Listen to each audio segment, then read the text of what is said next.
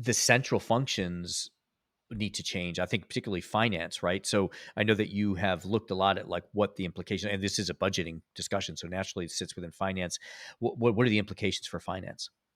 Yeah, no, absolutely. It does change the work that the finance team does on a regular basis. I think when you think back to the run versus change, right? The things in the run budget, right? So you have to have a rolling forecast, right? You have to have the driver based rolling forecast, preferably 18 months, sometimes even longer, depending on the business.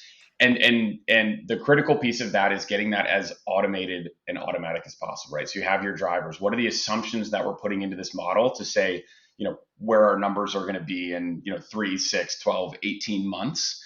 And you want to spend as little time as possible, right? So getting as accurate as you can in an automated fashion. And there are tools to do that. There are processes and different capabilities you can bring to bear to make sure that your teams aren't spending time updating those budgets, right? Pulling reports, running the manual processes to collect numbers, right? You have to spend the money and the time up front to automate those processes so that you can allocate your finance team to the strategic side of it. So when you're sitting in these reviews and you're making decisions and you're looking at KPIs, you have to have the information necessary to make those decisions, right? And so FP&A teams have to be a lot more focused on, okay, taking the numbers and the most recent results, right, from the last month, 2 months, 3 months, and interpreting those to say, what does this mean?